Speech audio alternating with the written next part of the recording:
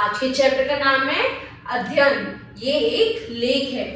प्रस्तुत लेख में लेखक ने बताया है कि अध्ययन को केवल एक रुचि की बात कह देना ठीक नहीं होगा। एक धर्म के अभ्यास का अध्ययन एक प्रधान साधन है। आइए पढ़कर जानें। यहाँ पे जो लेखक है वो क्या कह रहे हैं कि अध्ययन को केवल एक रुचि की बात कहकर ठीक नहीं होगा।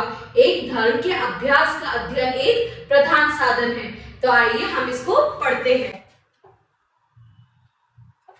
यदि हम जानते हैं कि कोई ऐसा चस्का लगे जो प्रत्येक दशा में हमारा सहारा हो और जीवन में हमें आनंद और प्रसन्नता प्रदान करे, उसकी बुराइयों से हमें बचाए, चाहे हमारे दिन कितने ही बुरे हों और सारा संसार हमसे रूठा हो, तो हमें चाहिए कि हम पढ़ने का चस्का लगाएं। अध्ययन की रुचि से जो लाभ है वह इतने ही नहीं है। जिन उद्देश्यों का साधन के लिए अध्ययन किया जाता है वह इनसे अधिक है और इसने उच्च भी है। आत्म संस्कार संबंधी पुस्तक में अध्ययन को केवल एक रुचि की ही बात कह देना ठीक नहीं है। एक धर्म के अभ्यास का अध्ययन एक प्रधान साधन है। यहाँ पर हम क्या पढ़ेंगे? अगर हम जानते कि कोई एक ऐसा चस्का लग जाए जो प्रत्येक दशा में हमारा सहारा हो और जीवन में हमें आनंद और प्रसन्नता प्रदान करे, तो उसकी बुराइयों से हमें बचाए, चाहे हमारे दिन कितने ही बुरे हो, सारा संसार हमसे क्यों ना रूठा हुआ हो, लेकिन हमें क्या चाहिए? हमें बस पढ़ने का चस्का लगाए। अध्ययन का जो रुचि का जो लाभ है वो किसी में भी नहीं है। जिन उद्देश्यों के साधन के लिए अध्ययन किया जाता है उससे अधिक और इसमें उच्च भी है। जो आत्म संस्कार संबंधित पुस्तकें होती है उसमें अध्ययन को केवल एक रुचि की ही बात की गई है, पर वे इतने अधिक है और इतने उच्च भी हैं की बात कह देना ठीक नहीं है। वो कहते हैं कि जो हमारे को आत्म संस्कार संबंधी जो हमारी पुस्तकें हैं उसको केवल अध्ययन कह देना, उसको एक रुचि कह देना उस अध्ययन को, ये ठीक नहीं है। एक धर्म के अभ्यास का अध्ययन एक प्रधान साधन है। ये ठीक है कि बहुत से ऐसे कर्मण्य पुरुष होते हैं जो बड़े काम कर गए हैं, जिनके पठन पाठन व मानसिक शिक्षा के अभाव की पूर्ति उनकी अनुभव की अधिकता और अग्निशरण के अभ्यास द्वारा की गई है। पर पहले बात सोचने की यह है कि यदि वे पढ़े लिखे होते तो उनकी जानकारी और अधिक होती। तो आगे हम क्या पढ़ते हैं कि ये बात ठीक है, जो कई पुरुष हैं वो हमारी जिंदगी हमारे लिए कई कार्य कर गए हैं, लेकिन जिनके पठन पाठन व मानसिक शिक्षा के अभाव की पूर्ति उनकी अनुभव की अधिकारणा और अधीक्षण के अभ्यास द्वारा की गई हो, वह पहले बात सोचने की यह है कि अगर पढ़े लिखे होते तो उनकी जानकारी इससे भी ज्यादा अधिक होती।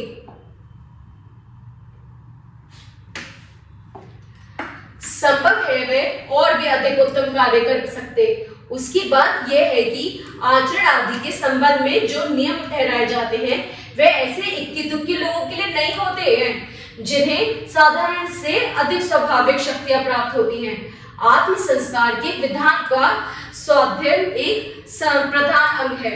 तो वो कहते हैं कि अगर वो पढ़े लिखे ज्यादा होते तो संभव है कि उनका जो वो कार्य करते हैं वो अधिक उत्तम करे।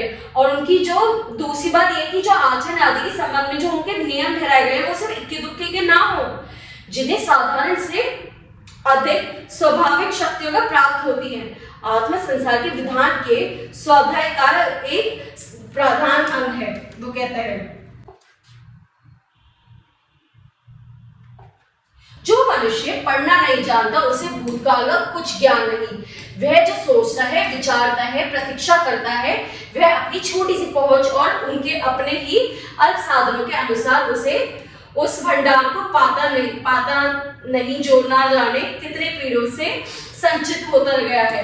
तो वो कहता है आगे कि जिन मनुष्य को पढ़ना लिखना नहीं जाता, उन्हें भूतकाल के बारे में कुछ नहीं पता, वह जो सोचता है, विचारता है, प्रतीक्षा करता है, वह अपनी छोटी सी पहुंच के हिसाब से साधनों के अनुसार भंडार का पता नहीं हो ना जाने कितनी पीढ़ियों को संचित होता गया है। एक प्रसिद्ध गणितज्ञ के विषय में कहा जाता है कि जब वह लड़का था और पुस्तकों की जानकारी ना थी, तब उसने गणित की कुछ प्रक्रियाएं निकाली और उन्हें समझकर कागज पर लिख लिया कि मैं बड़े भारी आविष्कार किए हैं। कुछ दिनों के उपरांत जब वह एक बार पुस्तकालय में गया, तब उसे यह जानकर दुख हुआ कि जिन्हें वह इतने दिनों से अपने आविष्कार समझे हुए था, वे साधारण ज्ञान और पुरानी किताबें थी। तो अब एक बार की क्या बात है, एक प्रसिद्ध गणितज्ञ के विषय में कहा जाता है कि एक लड़का जो था, जो पुस्तकों की जिसको जानकारी नहीं थी, तो वो उनको पढ़ता और वहां पे क्या लिखता कि ये मेरी प्रतिभा, वो ये समझ जा कुछ कागजों पे लिखकर कहता कि ये मेरे आविष्कार किए गए। लेकिन जब वो एक बार एक पुस्तकालय पहुंचा, तो उसे ये जानकर बड़ा दुख हुआ कि जिसको वो अपने आविष्कार कहता था, वह तो साधारण ज्ञान और पुरानी बातें हैं। विद्या के प्रत्येक विभाग में यही दशा उसकी होती है जो पढ़ता नहीं।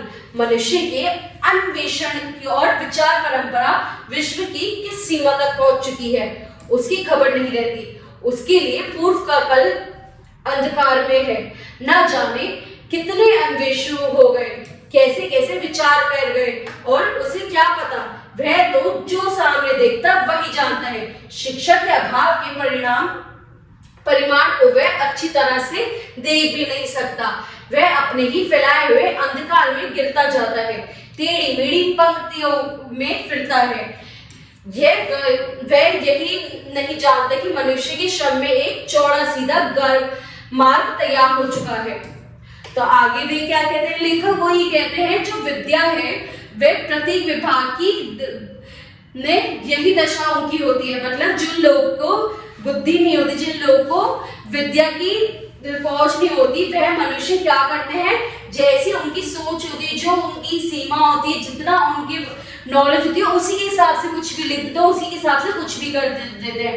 ना जाने कितने अन्वेषण हो गए, यानी लोगों के मन में कैसे कैसे विचार होते हैं, क्या होता है, उसके सामने जो दिखता है, जो भी होता है, वो उसी हिसाब से काम करते हैं। शिक्षा के अभाव की परिमाण को वह अच्छी तरह से देख भी नहीं सकते, यानी जो शिक्षा का कितना अच्छा अभाव पड़ सकता है, वह उसे नहीं देख पाता। वह अपने ही फैलाए हुए अंधकार में गिरता जाता है। जो वह अपना फैलाया हुआ अंधकार है, वो धीरे धीरे करके उसी में गिरता जाता है, टेढ़ी मेढ़ी पंक्तियों में फिरता है, और वह नहीं जानते कि मनुष्य के श्रम में एक चौड़ा सीधा मार्ग तैयार हो चुका है। हम जानते हैं कि किस प्रकार उनके विघ्न बाधाओं को सहकर कितने ही दिनों तक भयानक कष्टों और उपादाओं को झेलकर जनता ने क्रमश इतनी उन्नति की है, जिसका फल यह हुआ है कि प्रत्येक सभ्य देश गरीब आदमी पूर्वजों की अपेक्षा अधिक सुख चैन से है। तो आगे कहता है कि हम ये जानते हैं कि किस प्रकार उनके विघ्न बाधाओं को सहकर कितने ही दिनों तक भयानक कष्टों को सहकर इतनी उन्नति की गई है, जिसका फल यह है कि प्रत्येक सभा देश में गरीब आदमी पूर्वजों की अपेक्षा अधिक सुख चैन से है। क्या आज के टाइम पे पढ़ाई लिखाई की वजह से ही लोग इतना आगे बढ़ गए हैं कि जो कि पूर्वजों से ज्यादा चैन से लोग आज है, उससे ज्यादा सुविधाएं हैं आज। हम जानते हैं कि किस प्रकार और शक्ति एक जाति से निकलकर दूसरी जाति बन जाती है। उसे यह भी पता चलता है कि किन किन कारणों से और किन किन दशाओं में से ने ऐसा होता है। काबुल, यूनान और रोम जो अब नाम के रह गए हैं, पुस्तकों के द्वारा वे अपने यथार्थ रूप से प्रकट होते हैं और हम यथार्थ स्थिति को समझने में समर्थ होते हैं। तो अब आगे वो क्या कहते हैं कि हम ये जाने किस प्रकार शक्ति और जाति जो से निकल के लोग क्या क्या बन गए हैं। उससे ये भी पता चलता है कि किन किन कारणों और किन किन दशाओं में ऐसा होता है। जो काबुल, यूनान और रोम जो अब सिर्फ नाम के रह गए हैं, वो पुस्तकों के द्वारा उन्हें इतने यथार्थ रूप से प्रकट होते हैं कि हम यथार्थ स्थिति में समझने में समर्थ होते हैं उनको। एक धार्मिक उद्देश्य कहता है, चाहे एक व्यक्ति को लो, चाहे एक जाति को, सबसे समृद्ध एक दिन प्राय होते हैं, जिनके पीछे घोर विपत्ति के दिन आते हैं। चाहे चंद्रगुप्त, सिकंदर, खुसरो, तैमूर आदि बड़े बड़े विजेताओं की ओर ध्यान दो, चाहे हस्तिनापुर, पाटलिपुत्र, एथेंस, रोम आदि की ओर ध्यान दो, बात एक ही होगी। अपनी रक्षा के लिए ये निश्चय विनाश का अंकुर कर रहते हैं। अपने पराक्रम की भावना को देखने से ही पतन होता है। तो यहाँ पे हमने क्या सीखा? हमने सीखा कि धार्मिक उद्देश्य ये कहता है कि चाहे एक व्यक्ति हो या फिर पूरी जाति हो, सबसे समृद्ध के दिन प्राय होते हैं जिनके पीछे घोर विपत्ति का, यानी जिन लोगों ने अपनी जिंदगी में पूरे श्रम देखे हैं, खूब दिक्कतें देखी और उसके बाद भी अपने श्रम से वो आगे बढ़ो, अपनी लड़ाई उसने खुद लड़ी हो। जिस तरीके से चंद्रगुप्त हो गया, सिकंदर हो गया, तैमूर हो गया, किसी की भी बात कर लो, चाहे हस्तिनापुर के पाटलिपुत्र की बात कर लो, इन सब में तुम एक ही चीज सीखोगे, वो ये कि अपने पराक्रम की भावना को देखने से ही पतन होता है।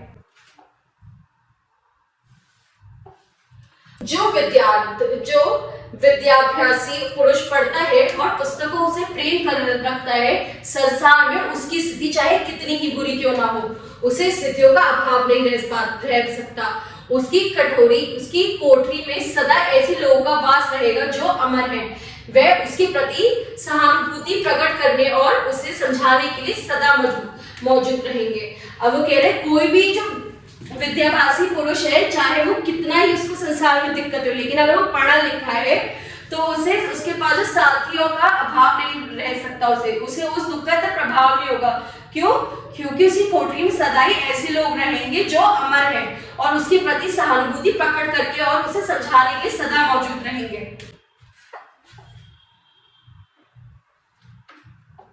पढ़ते समय हमें विद्वान और प्रतिभाशाली पुरुषों के मनोहर व्यक्तियों को उनकी चमत्कारपूर्ण उद्योक्तियों और विचारों को मन में संचित करने रहना चाहिए, जिससे हमारे पास ज्ञान का एक ऐसा प्रचुर भंडार हो जाए कि उसमें से समय समय जब जैसा अवसर पड़े हम शांति, उपदेश और उत्साह प्राप्त कर सके।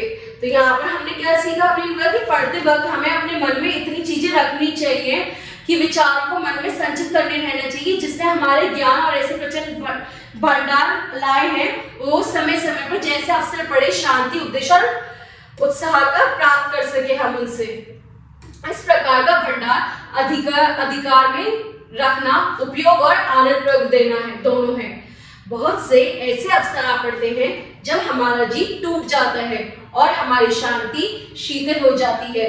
सोचिए तो ऐसे अवसरों पर किसी ऐसे पुरुषार्थी महात्मा के उत्साहपूर्ण वचनों से कितना उत्साह प्राप्त होगा।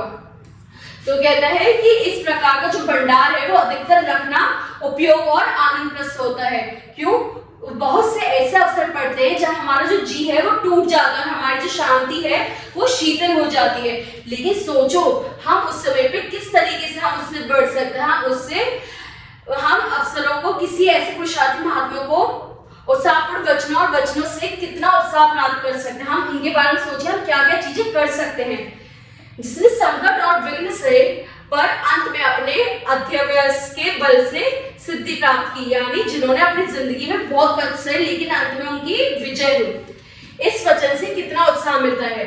छाड़िए न हिम्मत, बसाइए न राम, जो ही विधि रखे राम तो ही विधि रहिए, यानी हमें जिंदगी में कभी हार नहीं माननी चाहिए। बहुत से अवसर भी आते हैं जब दूसरों की इच्छा के अनुसार कार्य करना, दूसरों की अधीनता स्वीकार करना अभिमानी युवकों को बड़ा खलता है। यहाँ पे कह रहे कि बहुत से ऐसे समय आते जब हमें दूसरों के हिसाब से चलना बड़ा ही अभिमानी और बड़ा ही बुरा लगता है। ऐसे अवसर पर यदि वह इस बात का स्मरण कर ले तो बहुत ही अच्छा है कि संसार में जितने बड़े बड़े विजयी हुए हैं वह आज्ञा मानने के लिए वैसे ही तत्पर थे जैसे आज्ञा देने में। तो कहते हैं कि यदि ऐसा हो कि हमें कभी दूसरों के लिए कुछ कार्य करने में बुरा लगे, कुछ लगे, तो हमें उन लोगों को याद करना चाहिए जिन्होंने जिंदगी में हम विजय पाई है। वो कैसे पाई है? उन्होंने वह आज्ञा मानने के लिए भी तैयार रहते थे और आज्ञा देने के लिए भी। ऐसे बहुत से अवसर आते हैं जब सत्य के मार्ग पर स्थित रहने की उचित दृढ़ता हमें नहीं सूझती और हम झटपट आवेश में आकर काम करना चाहते हैं। ऐसे अवसरों पर हमें गिरथर कबीराई की इस चेतावनी को स्मरण करना चाहिए। बिना विचारे जो करे सो पाछे पछियाताए, काम बिगाड़े अपनों जान में हेतु बसाए। मतलब यहाँ पे कह रहे हैं कि कहते हैं कि जो लोग ये सोचते हैं कि सत्य को छोड़ के गलत राह पे चलने सोचते और जल्दी जल्दी कार्य को करनी चाहिए, उन्हें क्या बात याद रखनी चाहिए कि अगर हम बिना किसी विचार के कोई काम करेंगे तो हमेशा जिंदगी पछताएंगे, काम तो अपने बिगड़ेंगे और लोग हम पर हंसेंगे। अस्त्र पढ़ने का एक लाभ तो यह हुआ कि उसमें हम समय पढ़ने पर शिक्षा, उत्साह और शांति प्राप्त होती है, जिन्हें लेकर हम जीवन के भीषण संग्राम से में अपनी छाप छोड़ सकते हैं। तो यहाँ पे वो कह रहे हैं कि इससे क्या फायदा हुआ कि हमें इसे पढ़ने का उत्साह, शांति प्राप्त होती है, जिन्हें लेकर हम जीवन की भीषण संग्राम के लिए अच्छी एक अपनी छाप छोड़ सकते हैं। पढ़ने का बड़ा भारी लभ्य और मनोहारी लाभ एक यह है कि उससे चित्त भावनाओं और प्रौढ़ विचारों से पूर्ण हो जाता है। अब कभी भी चाहे मनुष्य चुपचाप बैठ जाए और कुछ उसने पढ़ा है उसका चिंतन करता है, उपयोगी और आनंद प्रद विचारों की धारा में मग्न हो जाए, इसके लिए उसे किसी प्रकार की बाहरी आधार की आवश्यकता नहीं है। यानी अगर हमें चीजों की नॉलेज होगी तो समय समय आने पर हमें उस जो हमने नॉलेज ली है उसको हम अपना सकते हैं और हमें किसी की जरूरत नहीं पड़ेगी। खाली बैठे रहने के समय रेल, नौका आदि की यात्रा में हमारे लिए यह एक अच्छा लाभकारी मानसिक व्यायाम भी है। हम किसी अच्छे ग्रंथकार की कोई पुस्तक उठा ले, उसकी बातों, उसकी चमत्कारपूर्ण शक्तियों तथा उसकी मनोहर दृष्टांतों तो हृदय में इस कर्म का से आधार करते जाएं। जब अवसर पड़े तब उन्हें उपस्थित करे सके। मतलब जब हम किसी यात्रा पे जाते लंबी तो उस यात्रा में अगर हम कोई किताब पढ़ेंगे अच्छी तो उससे हमें और भी ज्यादा नॉलेज मिलेगी। हृदय का यह भंडार ऐसा होगा जो कभी खाली नहीं होगा, दिन भर बढ़ता जाएगा। इस प्रकार हृदय में संचित किए हुए भाव और दृष्टांत मोतियों के सामने होंगे, जिनकी आशा ना कभी नष्ट होगी और ना ही क्षीणा। तो यहाँ पर हमारा जो हृदय है वो इतना हमारे दिल में हम बहुत सारा भंडार लेके चल सकते हैं। धीरे करके हम धीरे धीरे हम सारी नॉलेज लें और अपनी जिंदगी सरल बनाएं। ठीक है बच्चों, अब अगली क्लास में अगला चैप्टर पढ़ेंगे। Thank you.